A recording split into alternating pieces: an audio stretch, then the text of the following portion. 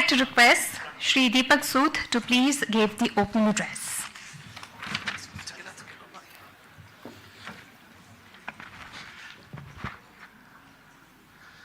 Good afternoon, ladies and gentlemen.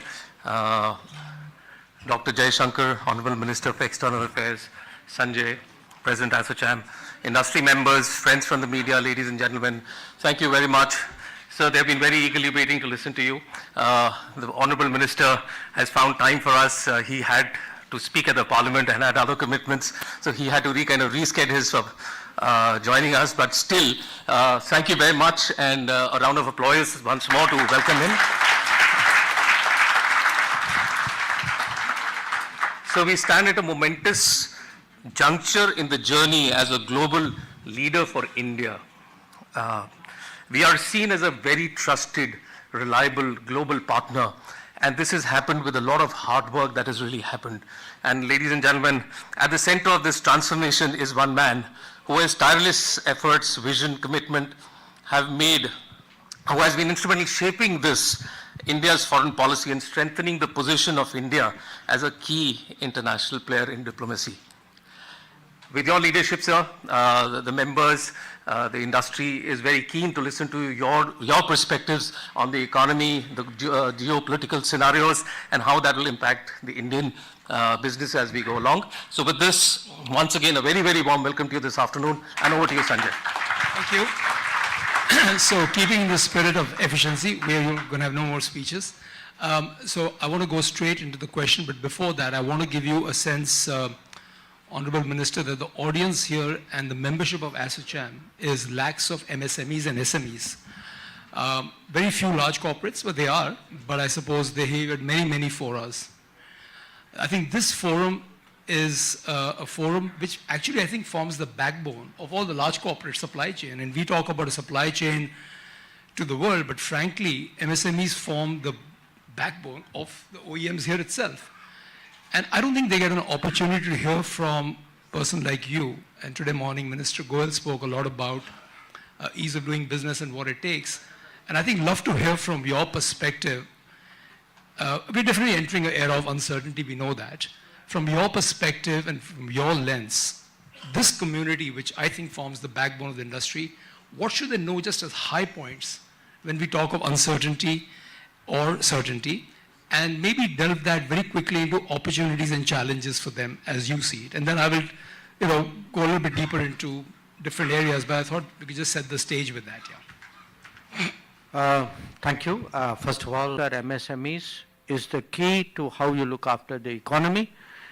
And therefore, it is very, very, yes, the big corporates will have their interests and their, that is legitimate, but I think there is an obligation on the part of the government to actually focus very, very heavily on MSMEs, and I want to share that with you.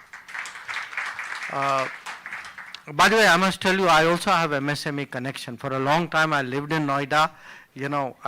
All my neighbors were MSME people, and I'm still very much, shall I say, I have some personal associations.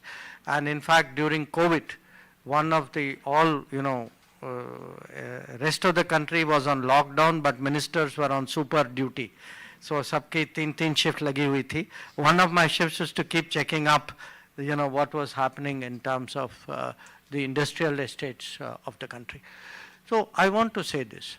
Look, world today is actually, not just today, last 5 years, I would say, has been a very difficult place for a variety of reasons.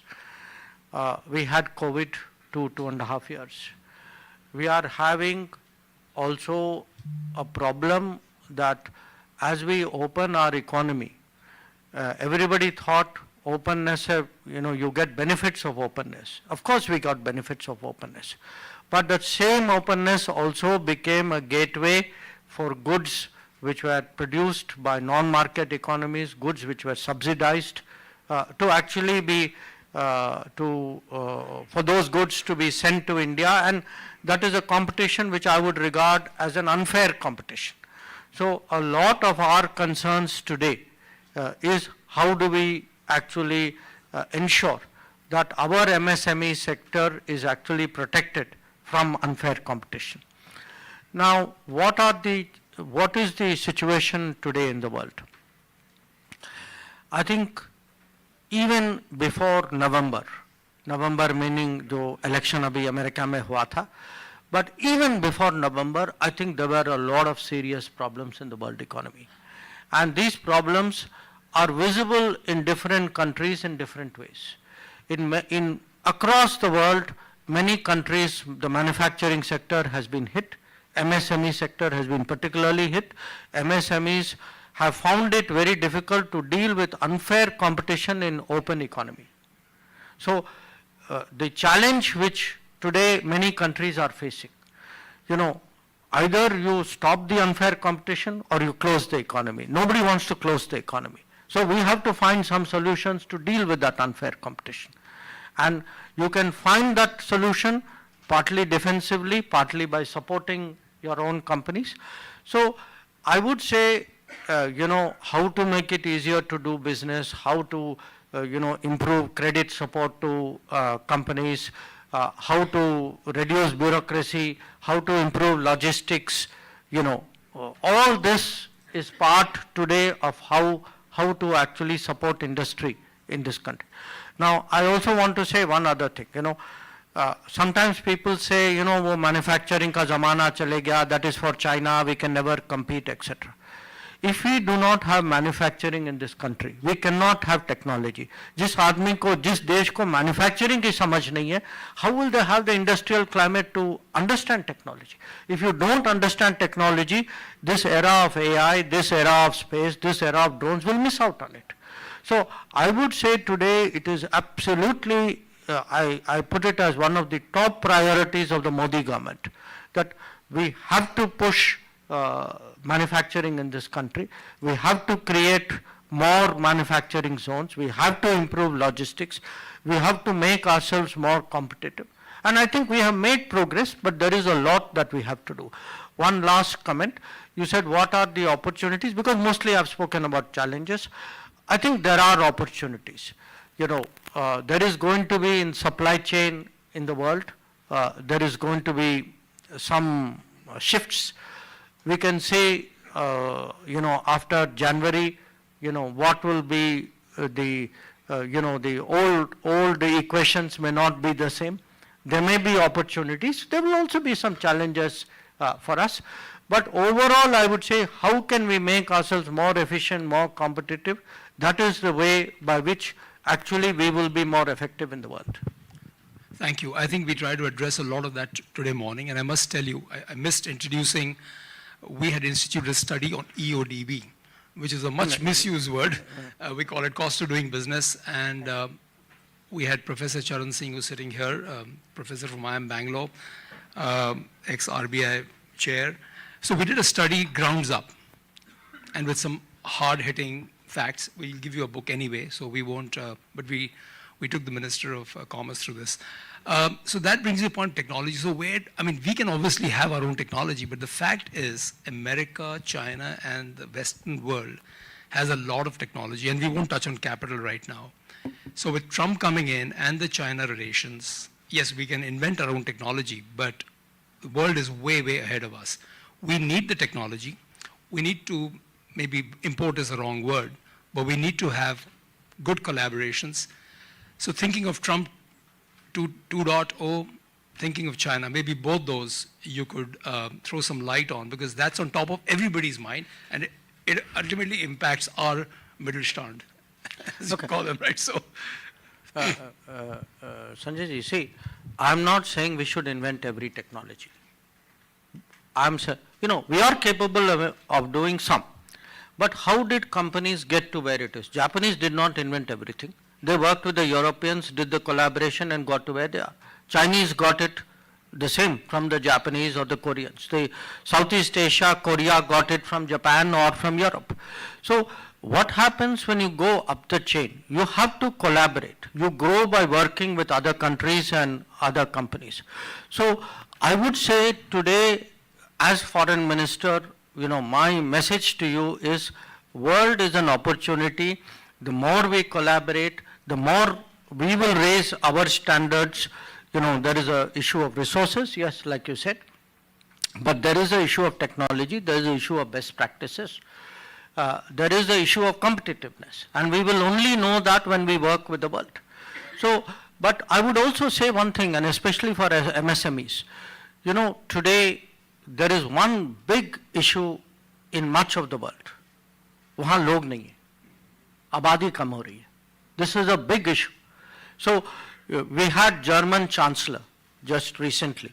Along with him, I think there were almost 600-700 German companies who came. Their biggest interest was they have, in many cases, they have the capital, they have the technology, they have even the innovation, they have the ambition. They don't have the talent. So one of the things he told us is that he is prepared to look at, talent, getting more Indian talent. But I give you the reverse. Why does the talent have to go out? The business can, instead of talent going out, the business can come in. But business will come in if people feel there is a collaboration benefit by coming to India, which means we have to create a good business reputation, we have to create a good business climate, but we have to have an industry which is seen as a good partner. So, I'm seeing today the global capability centers is one area, one sector which is growing very fast. But you don't have to be a very big company necessarily to have a global capability center. I can see in the coming times in many areas, many niche areas, people will want, partners in India, relationships in India. In the old days, we would say, वो हमारे market के लिए आते हैं. But I think today वो हमारे talent के लिए भी आएंगे. And Indian businesses must use it. You have to say, okay, work with me, look, there will be many things I can do for you, and I can work with you, and that's how we will absorb technology. I agree with you fully, and I think that's that's fully right. We've been obviously pitching to the foreigners, make in India, for India, and for the world. So you can even manufacture here and export to the world, but then there are a whole other set of issues the folks face on ease of doing business, but that obviously your government is addressing it separately through logistics costs coming down over time with the PM Gati Shakti, power costs coming down over time. So there are a lot of other things there. But coming back on collaboration, Trump 2.0, how do you see the government to government? Because that is also important. Because I know American companies for a long time. They come for a profit pool and evidence of profit. So I think expectation of profit. Oh, whatever. Yeah, fine, expectation of profit. And they're not that patient. So how do you see the Trump 2.0 relationship? I know it's a bit early, but I'm sure you have some views on that. See, in my business, studying Trump is like I won't even say a hobby, it is an obsession with people. What is he saying? Every word, every sentence, every speech is analyzed. And people are making predictions. And like any business, how do you make predictions? What is the data which you already have? So we had Trump 1.0. What he did in 1.0 is some basis. But many things have changed also in 4 years. So it won't exactly be like 1.0. Now he has said some things earlier. We have to wait and see. We have to be a little bit patient.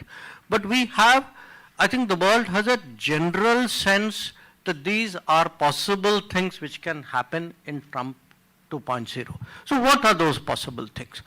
Those possible things are, in a sense, one, a stronger commitment in America to manufacturing. Correct. Number two, a belief in America that the world, other partners have not been fair with America.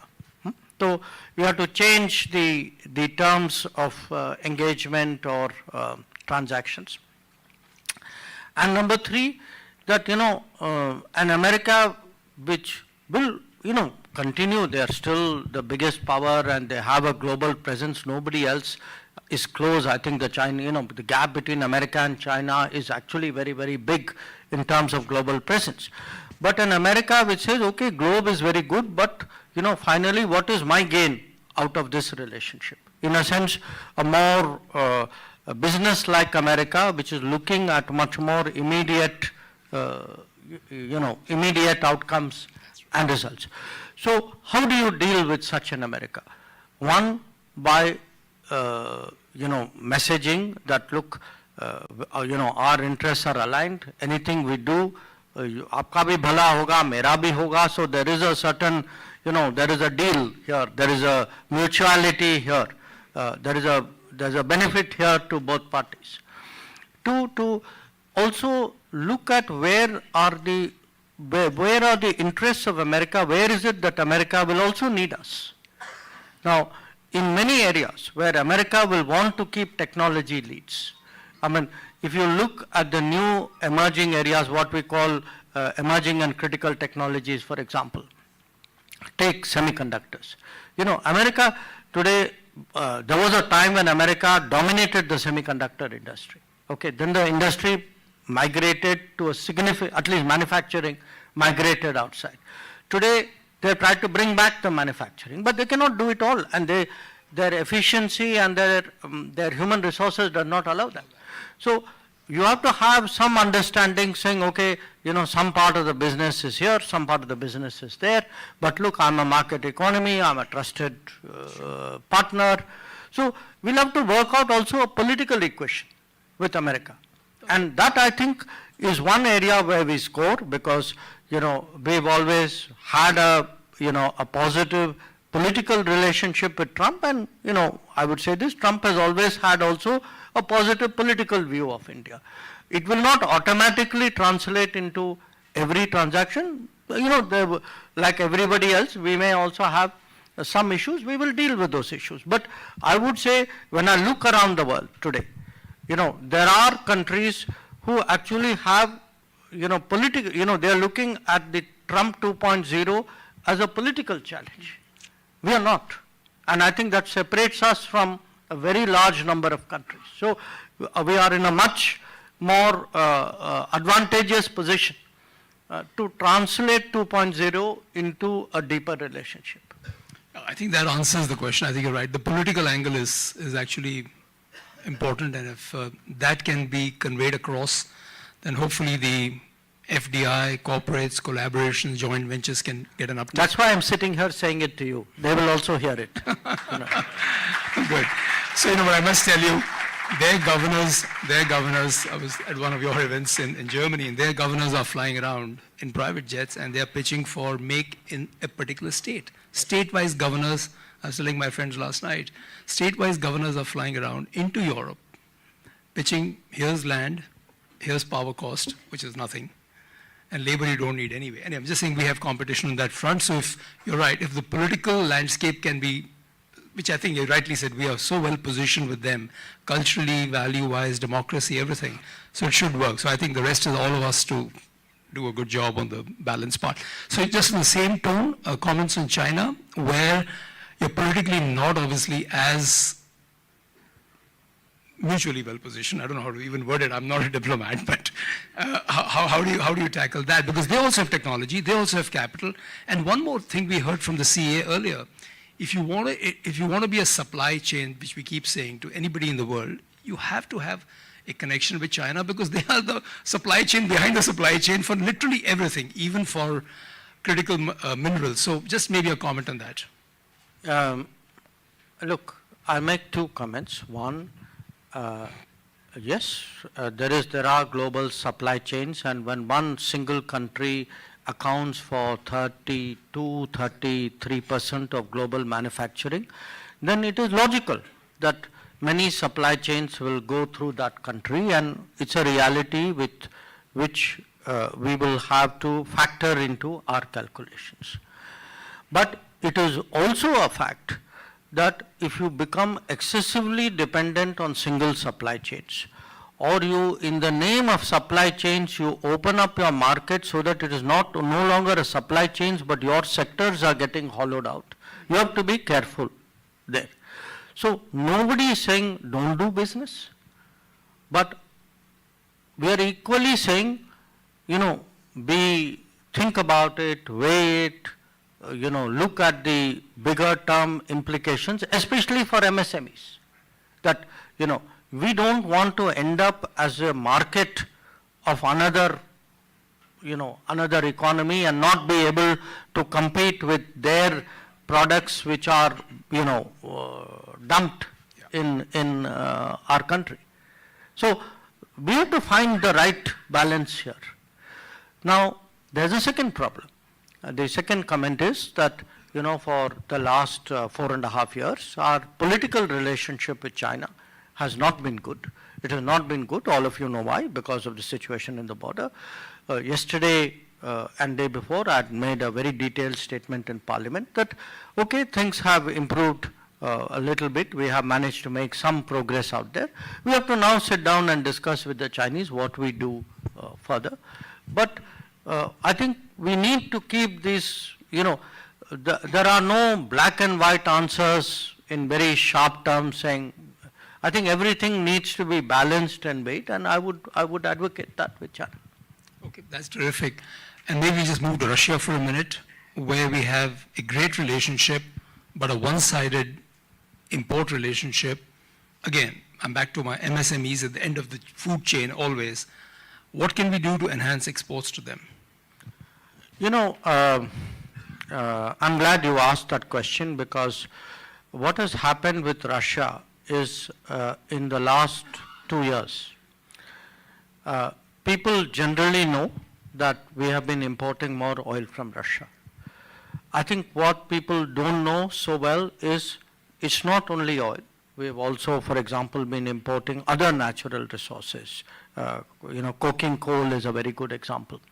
We've also been importing fertilizers in large amounts.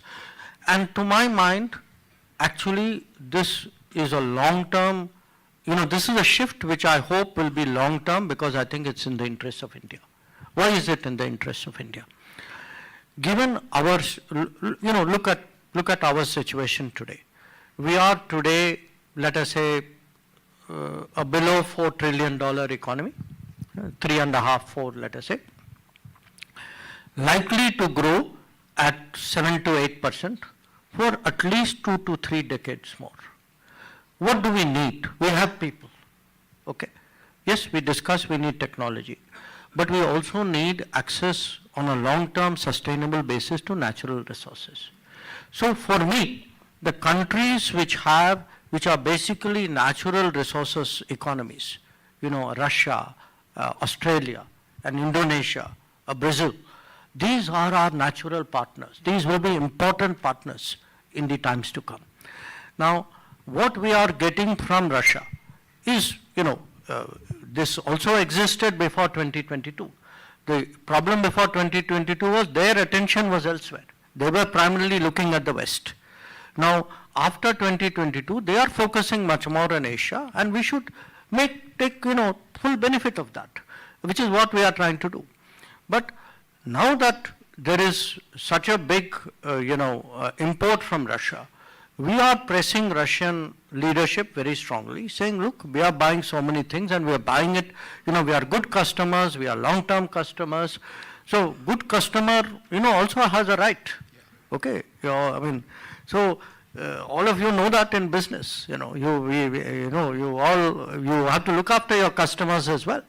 So we also need, a better access to the Russian economy. So we are pressing them, in pharma industry, we are pressing them in marine products, we are pressing them in some of the agro products. And there are, there are SPS restrictions, there are non-tariff barriers, there are standards. They make you do things, even if you have certification somewhere else, they say, nahi, hamara nahi hai, kisi aur ka hai. These are standard tactics which everybody employs to keep the other guy out. Now, we have to find ways of, going through it, persuading them, cajoling them, and I think we will make progress. We are certainly, I just had the Russian First Deputy Prime Minister here last month. He's, a person who's in charge of the economic relationship. And we made a very, very strong pitch to him that, look, the Russian economy should open up much more to exports from India in these issues, in these areas that, as I said, pharma, agro products. I mean, a lot of the consumer industries in Russia, will have a natural interest in Indian suppliers. Yeah, I think you made a very valid point. These artificial trade barriers keep coming up with all kind of excuses. We saw that happening to some of our cough syrups and all those things.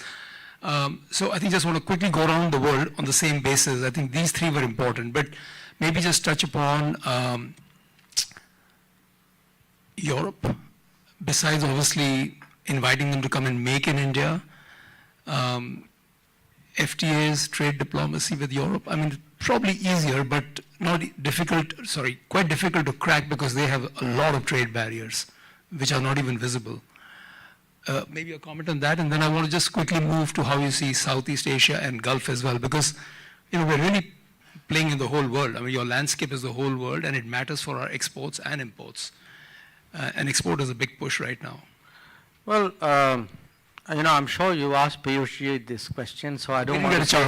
We didn't get a chance. Okay, because I don't want to say something which contradicts him. No, we don't. If I do contradict him, he's right. Huh? So let's start with that. I can assure you we didn't get a chance to ask him, okay? But, I would say this. Look, this government, the Modi government, we have been very cautious on FTA. And we have been very cautious on FTA for two reasons. Number one, weighing the experiences and the results of previous FTAs. And number two, our concern for the impact of FTAs on MSMEs. We will always keep MSME interests and the interests of our farmers in mind when we negotiate FTAs. Now, if you look at the FTAs that we have negotiated, we have done UAE, we have done early harvest in Australia, we have done Mauritius.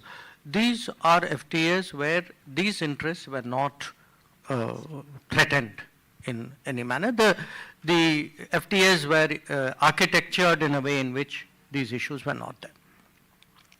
Secondly, we have been pressing very strongly for a review of the ASEAN-India trade in goods, ITIGA, trade in goods agreement, because we have concerns about the impact of that FTA on the development of manufacturing in India.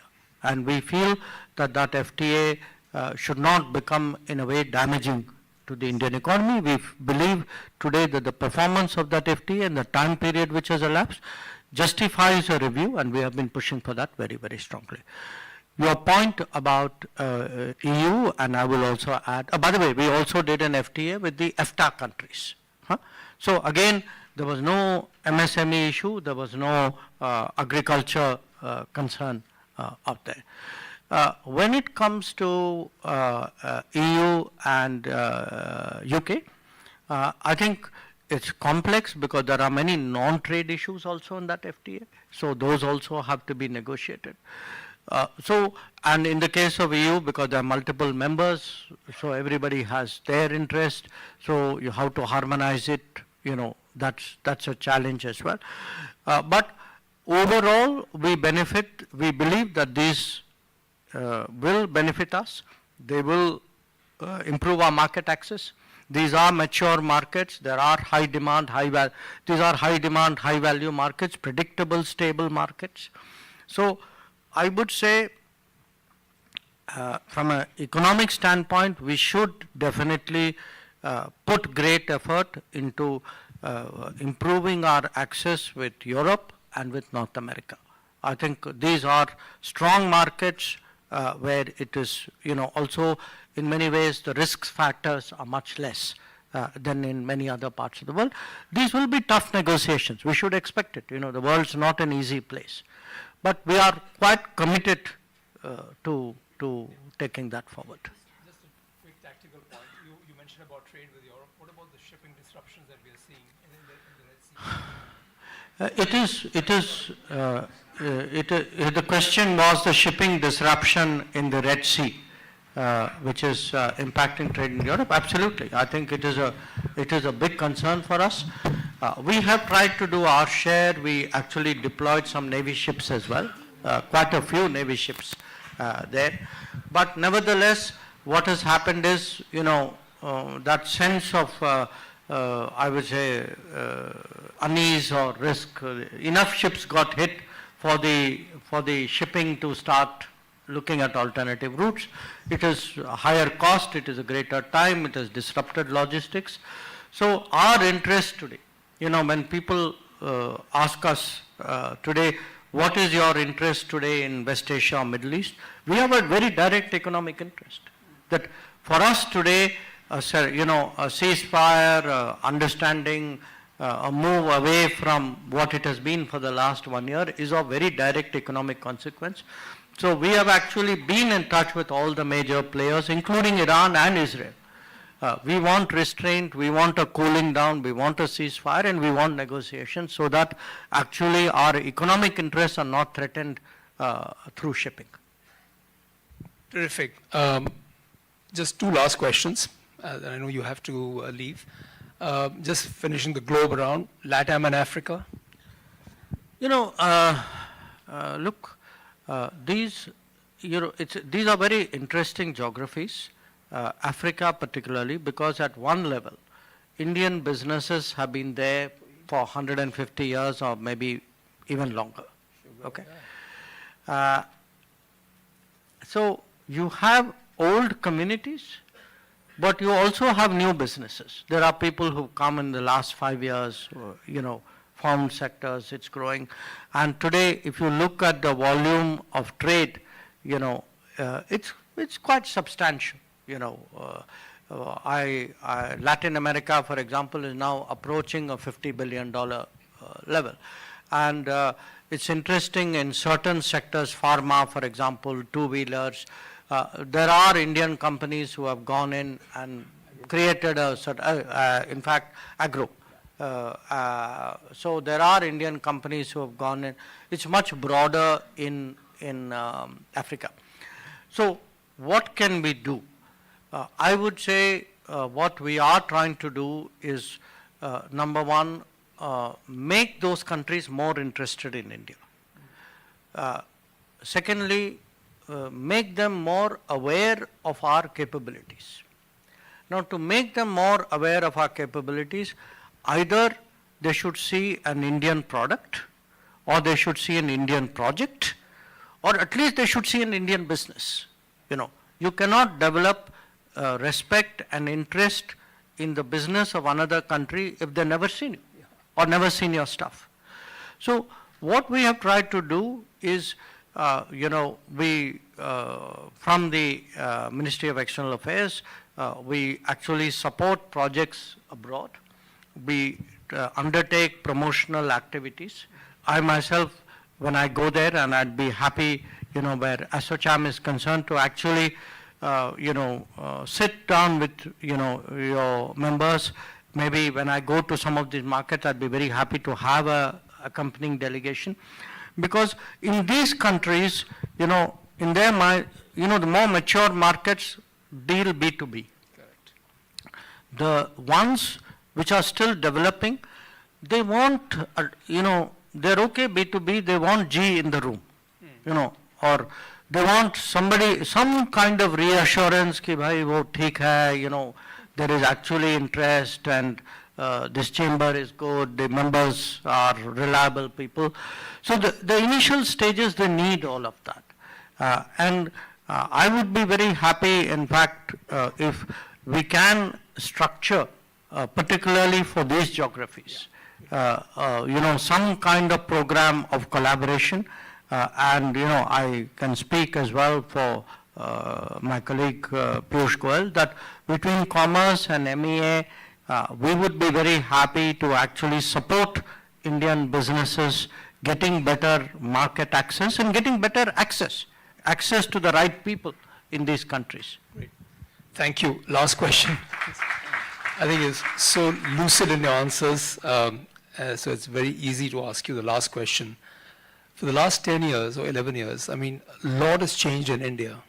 And you're obviously one of the people who carry the brand overseas. So I was to ask you, how is the world at large seeing us over the last 10 years? What do they see as the major changes that have happened? I think we have a good sense, but how do they see us? Well, you know, I think it depends who you ask in the world. I can tell you all democratic politicians are very much impressed if you can get 3 terms back to back. You know, for them it's an unbelievable achievement, you know. I think anybody who's in the economic world, who's in the business world, when you tell them, you know, 7 to 8% growth rate, that for them is a great achievement. So and if you look at people, for example, in the tech world, you know, many of them today, you know, they know, they know universities and startups and young people. I mean, sometimes it's embarrassing. They know more actually about this than I would myself know. You know. But if I give you like a cumulative impression, I think look, 10 years of, I would say, stronger, better, more effective governance. 10 years, and with the COVID break, because you know, even COVID is very interesting. When COVID first came to our knowledge, I'm talking of January of 2020, actually in the world, everybody thought that the biggest hit will be in India. You know, I've been with the Prime Minister in a global meeting of G20. Or the G20 leaders were there. There was a presentation which was made. You know, how is the world going to deal with COVID? And actually the presenter said, look, I have to say this, the country with which we are most worried, geography we are most worried about is India. Okay. Now, people not only saw how we went through it, but saw the recovery post-COVID. And if you look around the world, be very honest, a lot of countries, even developed countries, have not entirely recovered from the COVID. You know, if you see Europe today, yes, many of their problems are blamed on the Ukraine situation, not wrongly, but a lot of them also post-COVID actually found it hard to come back. They're not gone back to pre-COVID normals. So when they look at our post-COVID recovery, when they look at the economic numbers, when they look at the political stability, when they hear about these, you know, various tech things happening, and sometimes, you know, there are these branding events, you know. I would say, to me, the Chandrayaan landing was a huge India brand statement. You know, across the world, people told themselves, you know, there's something in these guys if they can do that. So I feel today that the world is interested, world wants to deal with us. We have to make it easier, we have to make it profitable, we have to make it mutually advantageous. And the world is a competitive place. It's not like everybody is naturally going to come to our doorstep. I mean, there are some other countries also, I mean, who are a magnet in many ways for investment. So, but overall, I would say today in the world, that feeling that let's go to India, I'm seeing that interest much more. You know, I spoke about this big German event. I just came from Italy last week. The Italians are going to come with big numbers next spring. Yesterday I had the Kuwaiti foreign minister. He told PM that we want to come here. So I think you're going to get a lot of serious window shopping. Okay, it's our job from the window shopper to make him or her into a customer. Huh? You know, how do you bring them in? This is our challenge, and I feel today that, you know, business has that capability, that confidence. So that is what I'm looking forward to. It's fantastic. And no, I think in our chamber we'll do our bit. We're doing anyway a little bit in EFTA, but we'll step up the activity in the areas where you need help. You'll ask us to coordinate with Secretary Kumaran. We're doing that. So thank you very much. Look, I think we couldn't have got such clear answers, and I hope all of you got I know it sounds very simple because the minister is so lucid in his articulation, but I think just understanding the complexity and the uncertainty in the world, I think ultimately India is so lucky to have a big domestic market. We have 6 to 7, 7 to 8% growth rate in the bag. Really is for us to lose the game, as you said. So hopefully we can convert a lot of window shoppers into real average order values. And then, hopefully life looks good. But thank you so much. I think your government has done so well for the last 10 years, and leaders like you inspire us. Thank you. I would request Shri Sanjay Nair to please present a memento to Dr. S Jaishankar, the Honorable Minister of External Affairs, Government of India. Thank you so much, sir, for coming here and sharing your thoughts with our members and the audience. I request everybody to please remain seated. Please stay in your place. Please give a huge round of applause to Dr. S Jaishankar.